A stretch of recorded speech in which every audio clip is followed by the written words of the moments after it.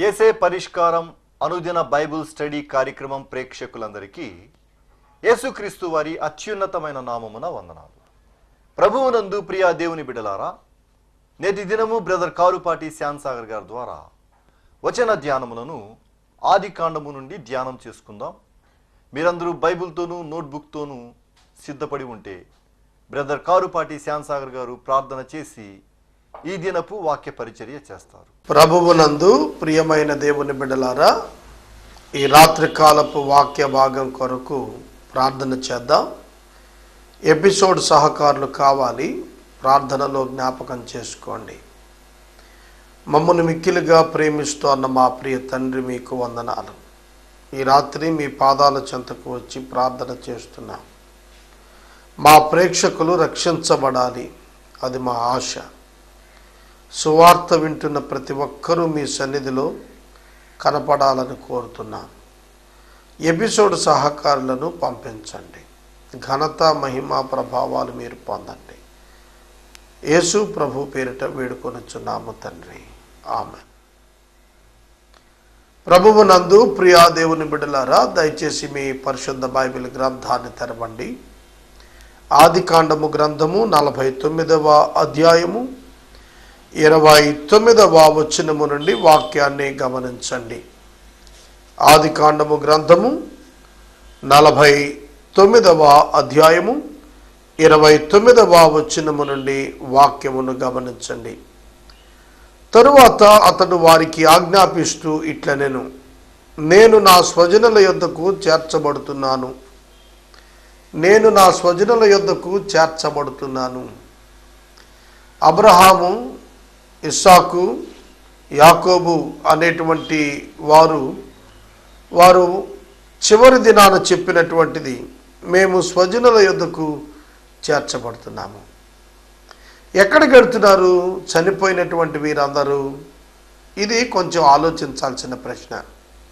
స్వజనుల యొద్దకు చేర్చబడుతున్నారు అన్నాడు. అంటే వీరికి మరణములో ఒక నిరీక్షణ ఉంది. మరణములో వీరికి ఒక నిరీక్షణ ఉంది. ఆ నిరీక్షణ ఏమిటంటే, మేము నష్టపోవటం లేదు, మేము ప్రభు దగ్గరికే వెళ్తాం, మాకు మరణానంతరం మరొక జీవితం ఉంది, మా మరణానంతర జీవితం భద్రంగా ఉంది, మరణాన్ని గురించి మేము భయపడాల్సిన పని లేదు అనే భావాలు వ్యక్తం అవుతున్నాయి. నిబంధన చేసినటువంటి అబ్రహాము మాత్రమే కాదు, పాత నిబంధనలో ఉన్నటువంటి భక్తులందరూ కూడాను వారి యొక్క మరణ సమయాలలో వారు వ్యక్తపరిచినటువంటి విశ్వాసం, ధైర్యం, నిరీక్షణను బట్టి కలిగినవే. పితరుల యొద్దకు చేర్చబడుతున్నాను అన్నాడు. లూకాసు వార్త 16వ అధ్యాయంలో చాలా శ్రేష్టమైన వృత్తాంతం రాయబడింది. ఆ వృత్తాంతం మీ అందరికీ తెలుసు. ధనవంతుడు, పేద లాజరు. లాజరు చనిపోయాడు, పేదవాడు. దేవుని దూతలు అతనిని కొనిపోయారు. అబ్రహాము రొమ్మును ఆనుకున్నాడు. ధనవంతుడు చనిపోయాడు, సమాధి చేయబడ్డాడు, పాతాళంలో కళ్ళు తెరిచాడు, వేదనా స్థలంలో కళ్ళు తెరిచాడు. అతడు అబ్రహాముతో మాట్లాడుతూ కనులెత్తి చూచి, తండ్రివైన అబ్రహామా అని పిలిచాడు. యేసుక్రీస్తు ప్రభువారు చెప్పిన ఉపమానాల్లో ఈ ఉపమానంలో పేర్లు మాట్లాడాడు, పేర్లు జ్ఞాపకం చేశాడు. మోషే పేరు మాట్లాడారు, అలాగే అబ్రహాం పేరు మాట్లాడాడు, లాజర్ పేరు కూడా మాట్లాడాడు. కాబట్టి ఇది ఒక చరిత్రగా అభివర్ణించడం జరిగింది. చనిపోయిన వ్యక్తి ఎక్కడికి వెళ్తున్నాడు? యాకోబు అన్నాడు, నా పితరుల దగ్గరికి, స్వజనుల దగ్గరికి వెళ్ళిపోతున్నాను అన్నాడు. నా సొంత ప్రజల దగ్గరికి వెళ్తున్నాను అన్నప్పుడు ఎవరు వారు? దేవుని యందు తన వలె విశ్వాసం ఉంచిన వారే తన ప్రజలు. బైబిల్ గ్రంథంలో రూతు గ్రంథం ఉంది. రూతు గ్రంథంలో రూతు తన అత్తగారైన నయోమితో మాట్లాడుతున్నప్పుడు, నీ ప్రజలే నా ప్రజలు, నీ దేవుడే నా దేవుడు అంది. స్వజనులు సొంత ప్రజలుగా ఎవరిని స్వీకరించింది? నయోమి యొక్క ఆ కుటుంబాన్ని, నయోమి యొక్క ప్రజలను సొంత కుటుంబంగా, సొంత ప్రజలుగా రూతు స్వీకరించింది. విశ్వాసుల యొక్క కుటుంబం. విశ్వాసులు మరణించినప్పుడు పాత నిబంధన కాలంలో పరదేశునకు వెళ్ళేవారు. యేసుక్రీస్తు ప్రభువారు సైతం పరదేశునకు నేడు నీవు నాతో కూడా వస్తావని వాగ్దానం చేశారు దొంగతో. శిలువ మీద మారు మనసు పొందిన దొంగ ప్రభువును ప్రార్థించినటువంటి దొంగతో చెప్పిన మాటలు పరదేశ అనేది జ్ఞాపకం చేస్తుంది. యేసుక్రీస్తు ప్రభువారి యొక్క మరణ సమయం వరకు కూడా పితరులలో మరణించినటువంటి విశ్వాసులందరూ కూడా పరదేశులో విశ్రమ స్థానానికి వచ్చారు. ఆత్మల విశ్రాంతి స్థానం అన్నారు దాన్ని. అయితే రక్షణ పొందిన విశ్వాసుల యొక్క ఆత్మలే అక్కడికి వచ్చాయి. రక్షించబడినటువంటి వారు అనగా విశ్వాసం ఉంచిన వారి ఆత్మలే పరదేశుల విశ్రాంతికి వచ్చాయి. అయితే పాపములో ఉండి చనిపోయిన వారి ఆత్మలు పాతాళ వశమయ్యాయి. జడ్జిమెంట్ వరకు పాతాళములోనే ఉంటారు. ప్రభువు వారి యొక్క పునరుద్ధానం తరువాత ప్రభువు సన్నిధికి విశ్వాసుల యొక్క ఆత్మలను తాను తీసుకున్నాడు. పాతాళం ఆ విధంగానే ఉంది. అవిశ్వాసులు మరణిస్తే ఇప్పటికీ కూడా వారు పాతాళ వశం అయిపోతారు, వేదనా స్థలం వశం అవుతారు. వారు ఎప్పటి వరకు అక్కడ ఉంటారంటే అంటిల్ ద జడ్జిమెంట్ డే, తీర్పు దినం వరకు కూడా వారు అక్కడే ఉంటారు. తీర్పు తర్వాత వారు అగ్నిగుండానికి ట్రాన్స్ఫర్ చేయబడతారు. రిమాండ్ జైలు వంటిదన్నమాట. బిఫోర్ జడ్జిమెంట్ రిమాండ్లో ఉంచుతారు నేరస్తుల్ని, తర్వాత జైలుకి వేస్తారు. అట్లాగే పాపులను పాతాళం అనే రిమాండ్లో ఉంచారు. జడ్జిమెంట్ తర్వాత ప్రభువు తీర్పు తీర్చిన తర్వాత వారిని హెల్ ఫైర్లోనికి షిఫ్ట్ చేస్తారు. కనుక యాకోబు చెబుతున్నాడు, నేను నా స్వజనుల యొద్దకు పితరుల యొద్దకే వెళ్ళిపోతున్నాను అన్నాడు. దావీదు చివరి దినాల్లో మాట్లాడుతూ నేను లోకులు పోయే మార్గాన్ని వెళుతున్నాను అన్నాడు. పుట్టినవాడు తప్పక చనిపోతాడు. ఒక మెడిసిన్కి మ్యానుఫ్యాక్చరింగ్ డేట్తో పాటు ఎక్స్పైరీ డేట్ ఎట్లా ఉందో ప్రతి మానవునికి జన్మదినం ఉంది, మరణదినం కూడా ఉంటుంది. ఎంత గొప్పవాడైనా, ఎంత పదవి అలంకరించిన వాడైనా, ఎన్ని గొప్ప విజయాలు సాధించిన వాడైనా మరణానికి అతీతులు ఎవరు లేరు. శారీరక మరణం దేవుడు ఏర్పరిచింది. బైబిల్ గ్రంథాన్ని మీరు చూస్తే హెబ్రీ పత్రిక 9వ అధ్యాయంలో మనుషులు ఒక్కసారి మృతి పొందాలని దేవుడు నియమించాడు. It is appointed by God. దేవుని చేత నిర్ణయించబడింది, నియమించబడింది శారీరక మరణం. విశ్వాసి శారీరక మరణం పొందటం ద్వారా మరింత ప్రయోజనకరమైన స్థలానికి వెళ్తాడు. అవిశ్వాసి శారీరక మరణం పొందినప్పుడు వేదనా స్థలానికి వెళ్తాడు, తీర్పు తర్వాత అగ్నిగుండానికి వెళ్తాడు. యాకోబు తన స్వజనుల యొద్దకు వెళ్తున్నాను అన్నాడు. ఈ రాత్రి నేను మనవి చేస్తున్నాను, నీవు చనిపోతే నీవెక్కడికి వెళ్తావు? వేదనా స్థలానికి వెళ్తావా, లేక ప్రభువు సన్నిధికి వెళ్తావా? ప్రభువారి యొక్క రాకడలో ఆయనతో తిరిగి వచ్చేటువంటి గుంపులో ఉంటావా, లేక 1000 ఏండ్ల పరిపాలన అనంతరం జరిగే తీర్పులో అగ్నిగుండానికి వెళ్ళేటువంటి విడవబడిన గుంపులో నీవు ఉంటావా? నీవు ఈ దినం ఆలోచించుకునే అవకాశం దేవుడు నీకు ఇచ్చాడు. చాలామంది చాలా సులువుగా తీసుకుంటున్నారు, దేవుని వాక్యాన్ని చాలా సులువుగా తీసుకుంటున్నారు. అలా కాకూడదు. మీరు ఈ దినాన్ని మరణిస్తే మీరు ఎక్కడికి వెళ్తారు? నేను ఈ దినాన్ని మరణిస్తే ప్రభువుతో ఉంటాననేటువంటి నిశ్చయత నాకుంది. తెస్సలోనికైలకు పౌలు రాస్తున్నప్పుడు 4వ అధ్యాయం 13వ వచనంలో అన్నాడు, నిద్రిస్తున్న వారిని గురించి మీకు తెలియకుండా నాకు ఇష్టం లేదన్నాడు. విశ్వాస యొక్క శారీరక మరణం నిద్ర వంటిది. నా సహోదరుడైనటువంటి లాజరు నిద్రిస్తున్నాడు, మనం లేపుటకు వెళుదాము రండని శిష్యులతో యేసు స్వయంగా పలికాడు. విశ్వాస యొక్క శారీరక మరణం నిద్రతో పోల్చబడింది, ఎందుకంటే తిరిగి ఉనికిలోనికి వస్తుంది కనుక. కాబట్టి శారీరక మరణానికి ఏ విశ్వాసి భయపడలేదు. బైబిల్లో అహరోను మరణం విచిత్రంగా ఉంటుంది. దేవుడు మోషేని పిలిచి చెప్పారు, అహరోనుని తీసుకుని కొండ మీదకి రా, వచ్చేటప్పుడు ఎలియాజర్ని తీసుకురా, అతనికి అహరోను వస్త్రాలు తొడిగించు, అప్పుడు అహరోను చనిపోతాడు అన్నాడు. ఇది ఎరిగి మోషే వెళ్ళాడు, ధైర్యంగా అహరోను కూడా వెళ్ళాడు. 123 సంవత్సరాలు అహరోను జీవించాడు. ప్రియమైన దేవుని బిడ్డలారా, మోషే అహరోను మరణానంతరం 90వ సంకీర్తన రాశాడు. తరతరాలకు మాకు నివాస స్థలం నీవే ప్రభువా అన్నాడు. అవును, ఈ భూమి మీద మన కాలం చాలా కొద్ది కాలం, 60 ఏళ్ళు, 70 సంవత్సరాలు, మహాబలం ఉంటే 80 సంవత్సరాలు. అయితే ఈ భూమి మీద నుండి వెళ్ళిన తరువాత మనం ఎక్కడ ఉంటాం, ఆ తరువాత మన భవిష్యత్తు ఏమిటి అనేది ఎవరైనా ఆలోచన చేస్తున్నారా?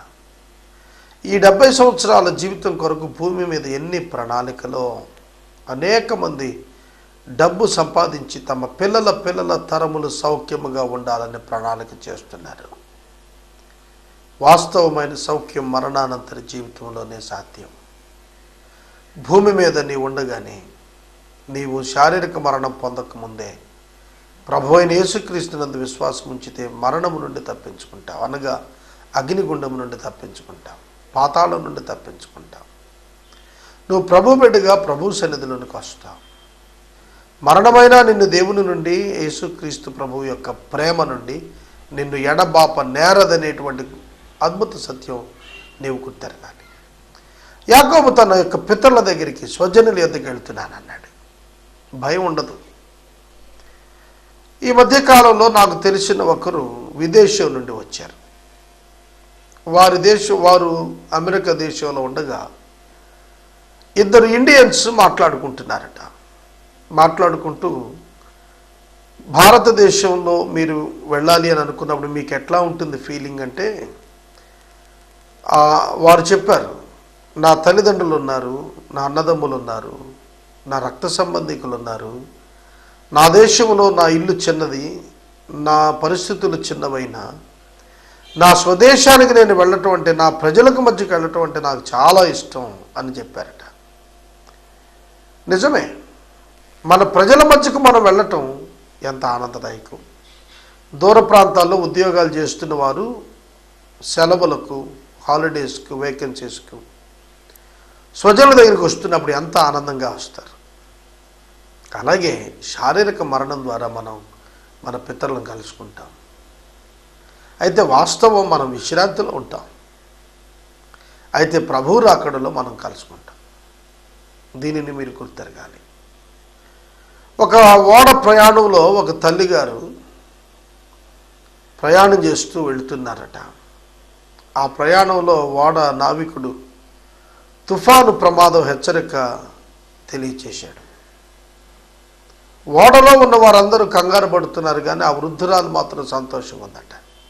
ఆ నావికుడు ఆమెను అడిగాడు, అమ్మా, కొద్ది సేపట్లో ఈ ఓడ ప్రమాదానికి గురయ్యే పరిస్థితి ఉంది, అందరూ ఏడుస్తున్నారు, మీరెందుకు సంతోషంగా ఉన్నారని అడిగితే ఆవిడ చెప్పిందట, అయ్యా, నా పెద్ద కుమారుడు చాలా కాలం క్రితం చనిపోయాడు, ఇప్పుడు నేను చిన్న కుమారుడు దగ్గరికి వెళ్తున్నాను, నేను క్షేమంగా వెళితే చిన్న కుమారుని దగ్గరికి వెళ్తాను, చనిపోతే పెద్ద కుమారుని దగ్గరికి వెళ్తాను, ప్రభువునందు నాకు నమ్మకం ఉంది అని చెప్పారట. మరణానంతర జీవితాన్ని గురించిన ఆలోచన ఈ దినంలో చాలామందికి లేదు. శారీరకంగా భూమి మీద ఉన్న జీవితం మీదే ఆలోచిస్తున్నారు తప్ప, శాంతిగా సమాధానంగా భూమి మీద బతకాలని, సౌఖ్యంగా జీవించాలని చూస్తున్నారు తప్ప, మరణానంతరం కలగబోయేటువంటి ప్రమాదం నుండి తప్పించుకోవటానికి ఇప్పుడే సిద్ధపడేటువంటి వారు ఎంతమంది ఉన్నారు. యాకోబు యోసేపుతో అంటున్నాడు, నా యొక్క స్వజనుల యొద్దకు నేను వెళుతూ ఉన్నాను,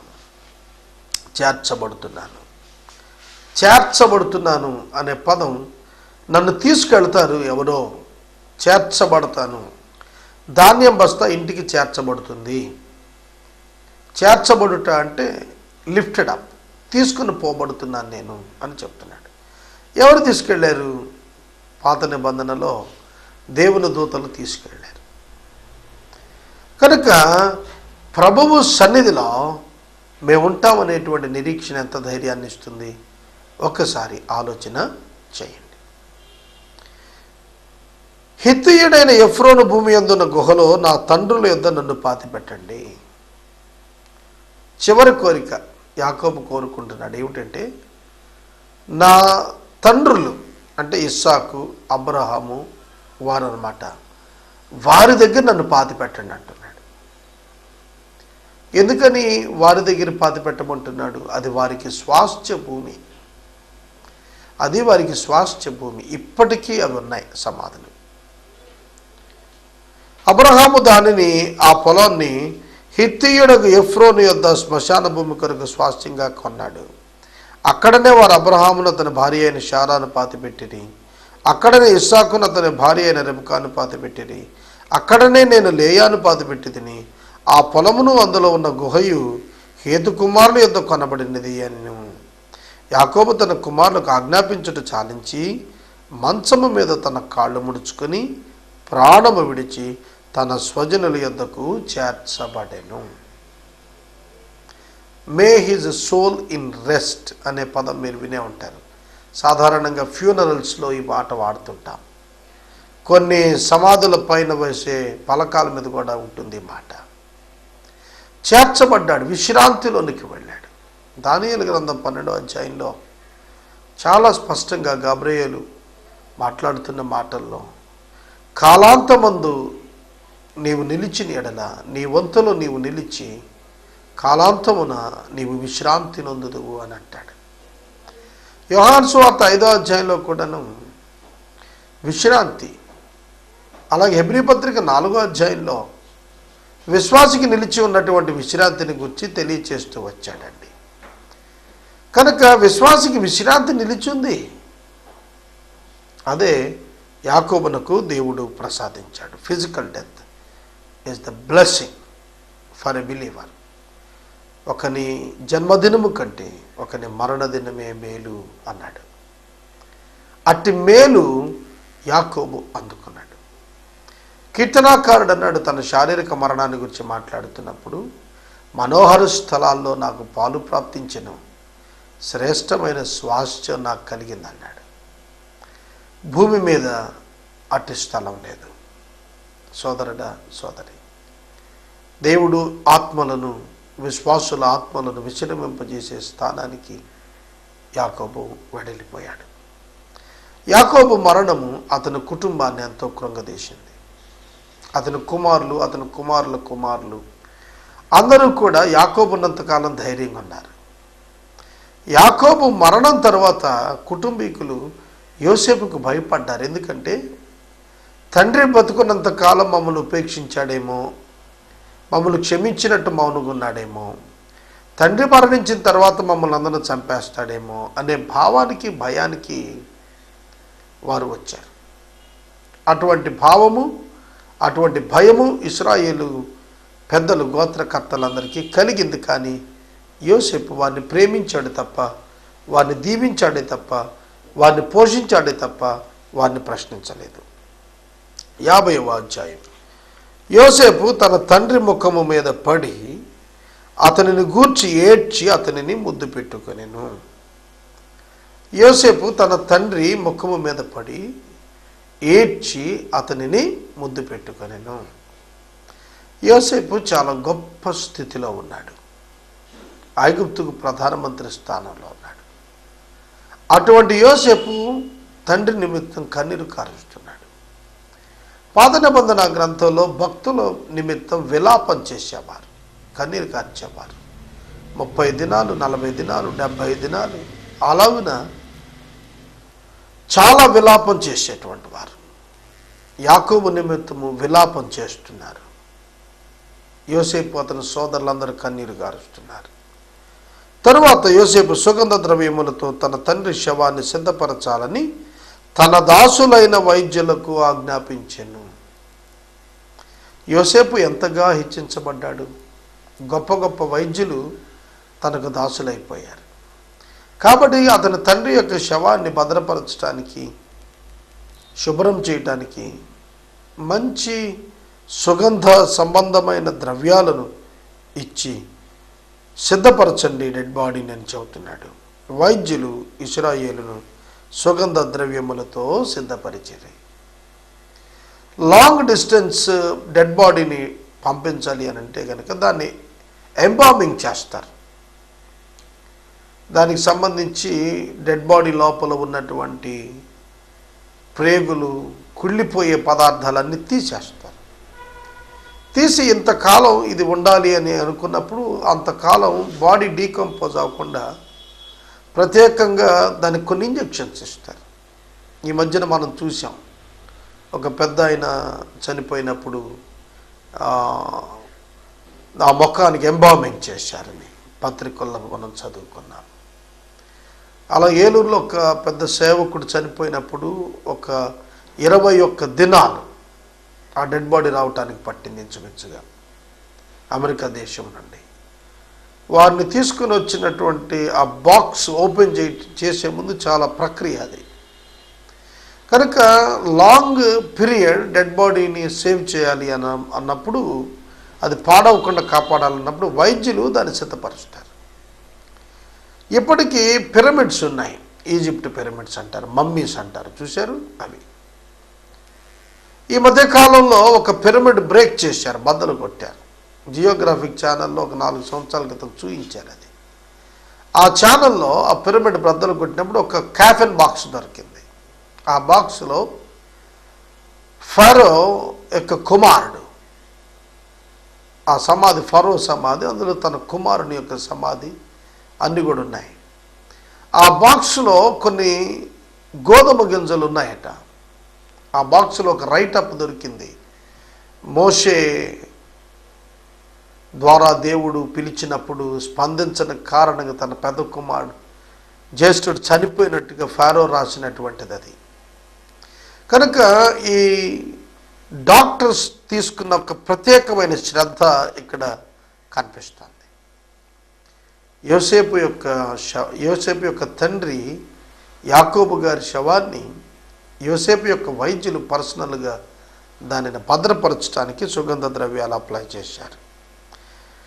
సుగంధ ద్రవ్యములతో సిద్ధపరచబడు వారి కొరకు దినములు సంపూర్ణమగునట్లు అతని కొరకు 40 దినములు సంపూర్ణము ఆయను.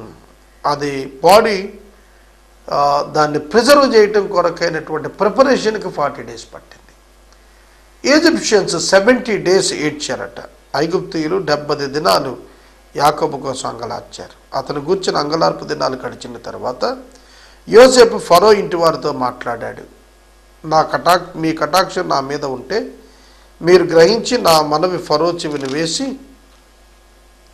నా తండ్రి నా చేత ప్రమాణం చేయించి, ఇదిగో నేను చనిపోతున్నాను, కనానులో నా నిమిత్తం సమాధి త్రవ్వించితిని కదా, కనానులో నా నిమిత్తం సమాధిని త్రవ్వించితిని కదా, అందులోనే నన్ను పాతి పెట్టాలని చెప్పాను. కాబట్టి సెలవైతే నేను అక్కడికి వెళ్ళి నా తండ్రిని పాతిపెట్టి మరలా వచ్చేదను అని చెప్పండి అనెను. ఇక్కడ మనం చూస్తున్నప్పుడు చాలా యోసేపు యొక్క లిమిటేషన్స్ తాను అబ్జర్వ్ చేస్తున్నవి చూస్తే ఆశ్చర్యంగా ఉంది. ఫరో అంతటి వాడైనటువంటి యోసేపు కబురు చేస్తున్నాడు ఏమనంటే, నా తండ్రి బ్రతికిన దినాల్లో ఇక్కడ పాతి పెట్టద్దు, నన్ను కనాను దేశాన్ని తీసుకుపోమన్నాడు, కాబట్టి మీ కటాక్షం నా మీదకు రానియమని అడుగుతున్నాడు. వాస్తవంగా యోసేపు యొక్క కటాక్షంలో ఫరో యొక్క ఐగుప్తు దేశం అంతా వర్ధిల్లింది. కానీ తానున్న లిమిటేషన్ తాను గుర్తెరిగి మాట్లాడుతున్నాడు. ఎన్నడూ తాను గొప్పవాడుననే ప్రదర్శన యోసేపు చేయదలుచుకోలేదు. ఫరోను తనపై కటాక్షం ఉంచమని, తన తండ్రిని పాతిపెట్టి రావటానికి తనకు సెలవిమ్మని మాట్లాడుతున్నాడు. విధేయత యోసేపులో మనం చూస్తాం. తర్వాత డ్యూటీ మైండెడ్నెస్, తన పని విరమించుకుని తాను వెళుతున్నాడు కనుక లీవ్ కావాలంటున్నాడు, నీవు అనుమతి కావాలంటున్నాడు. తాను ఐగుప్తు విడిచి వెళ్ళి మళ్ళా వెనక్కి రాడేమో అనే అనుమానం రావచ్చు, కానీ అలాంటిది ఏం లేదు, నేను మరలా తిరిగి వచ్చేస్తానంటున్నాడు. నీతిమంతుడు మాట ఇచ్చినప్పుడు ఆ మాట తప్పడని చెప్పి వాక్యం చెబుతుంది. కాబట్టి యోసేపు తాను తన తండ్రిని పాతి పెట్టుకుని రావటం కొరకు అతడు పర్మిషన్ అడుగుతున్నాడు. కాబట్టి యోసేపు తన తండ్రిని పాతిపెట్టుటకు పోయెను.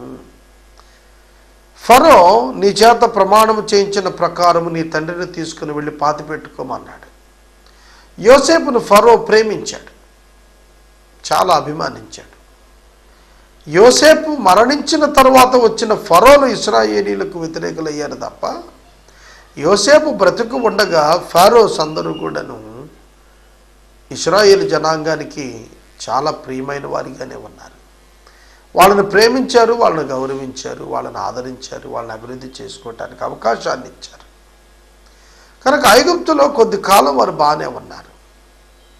ఆ తరువాత యోసేపు మరణానంతరం యోసేపు 30వ ఏట తన యొక్క ఐగుప్తు పరిపాలన ప్రారంభించాడు. 110వ ఏట చనిపోయాడు. అంటే 80 సంవత్సరాలు, 80 ఇయర్స్.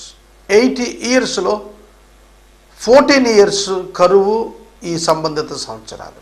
అంటే ఇంకా 66 సంవత్సరాలు ఆ కరువు తరువాత యోసేపు బ్రతికాడనమాట. ఆ 66 సంవత్సరాల్లో ఫరో చనిపోయాడు, కొత్త ఫరో వచ్చాడు.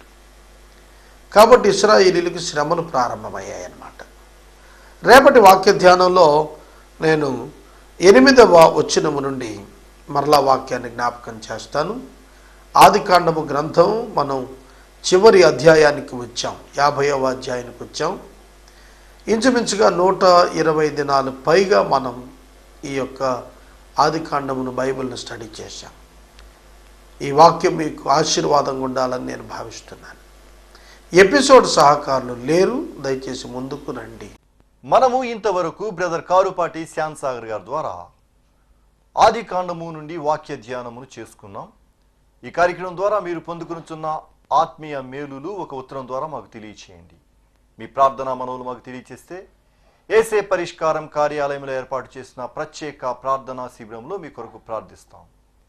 మీ కుటుంబ పక్షముగా ఒక ఎపిసోడ్ ప్రసారం చేయాలనుకునేవారు మాకు తెలియచేయండి. మా సిబ్బంది మీ గృహాలను దర్శిస్తారు. ముగింపు ప్రార్థన ఆశీర్వాదాలతో ఈ కార్యక్రమాన్ని ముగించుకుందాం. ప్రార్థన చేసుకుందాం. తలను వంచండి. మమ్మను మిక్కిలుగా ప్రేమిస్తున్న మా ప్రియ తండ్రి, మీకు వందనాలు. వాక్యము విన్న బిడ్డలను ఆశీర్వదించండి. ఎపిసోడ్ సహకారులను లేవనెత్తండి. ఏసే పరిష్కారం 24 గంటల ఛానల్ ఏలూరులో రావటానికి కృప దయచేయండి. 5 మాసాలు ఇతర ప్రాంతాల్లో రెగ్యులర్గా 24 గంటలు ప్రసారం అవటానికి మీరు సహాయం చేశారు ప్రభు, మీకు కృతజ్ఞతలు. మా ప్రేక్షకులను దీవించి రక్షించండి. యేసు నామములు అడుగుచున్నాము తండ్రి, ఆమేన్. మన తండ్రి అయిన దేవుని ప్రేమ, కుమారుడి యేసయ్య కృప, పరిశుద్ధాత్మని యొక్క అన్యోన్య సహవాసం సదాకాలం మనందరికీ తోడయుండును గాక. ఆమేన్.